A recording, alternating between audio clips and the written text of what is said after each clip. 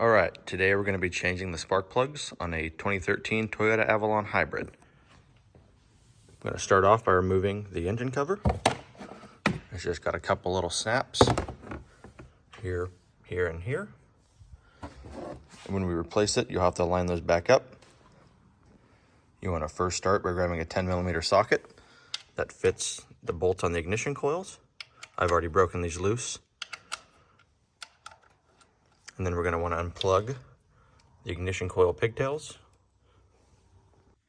Before or after removing the pigtails off the ignition coils, I recommend using an air hose and spraying off all the gunk that can get stuck under here.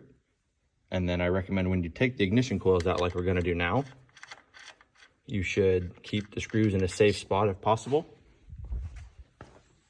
Have their own designated spot just so you don't lose them. And then we're going to pull the ignition coil out, but we're also going to spray some air into the cylinder here where the spark plug goes through, just in case some of the gunk has gotten stuck underneath the ignition coil. You don't want that falling into the engine. Ignition coils are pretty simple. You just got to pull up on them and they'll break loose. And like I was saying, I'd grab your air compressor, shoot a little bit of air into here just in case some of the gunk is falling into there. You don't want that going into the cylinder when you take the spark plug out. After removing your ignition coils, I lay them out in the way that they came from left to right, just so they go back into the proper cylinder.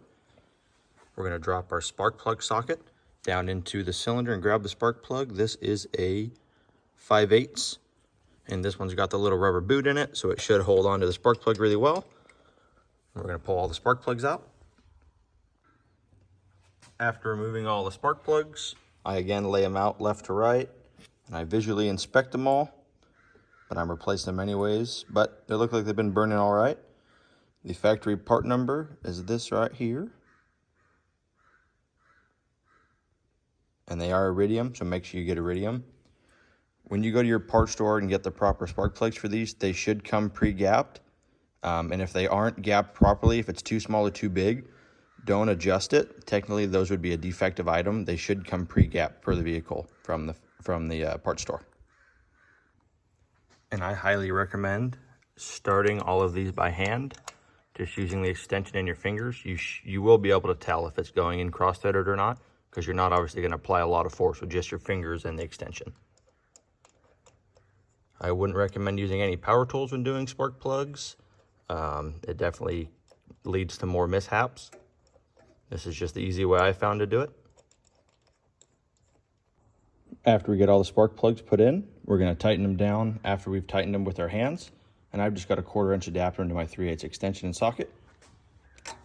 And just get them snug down, because then in just a second, we're going to torque them with an actual torque wrench, just to make sure that everything's done the proper way. I'm going to torque these spark plugs to 14 foot-pounds, which when I did my own research, that's what it turned out to be, was roughly from about 12 pounds to 15 pounds. I'm going to go right in the middle of that at 14 pounds. Starting left to right, I'm going to torque them all to 14 foot-pounds, and I'm going to come back starting at number 1 and just double check and make sure there's an even torque across all of them. Then we're going to put our ignition coils back in each cylinder. We're going to plug them back in, and then we're going to screw them down, and we're going to torque these to 8 foot-pounds, all the bolts that hold the ignition coils in. And once that's all done, we'll put the engine cover back on. Job will be done. And when we're at the stage of connecting the pigtails back to the ignition coils, you want to hear an audible click. That means it is seated and is properly put back on. And I already did that one. Awesome. Now the next step, before you put the engine cover on, I recommend starting the vehicle. That way you know if you've done something wrong and it's misfiring now, or if everything's right and it runs great. All right, I just started the car, runs great, no problem yet at least. So now we're gonna line up these little rubber boots with the little studs, and that's gonna be able to line this up and make it look all nice and fancy with the engine cover back on. And then you're good to go. Car is ready. Thank you for watching.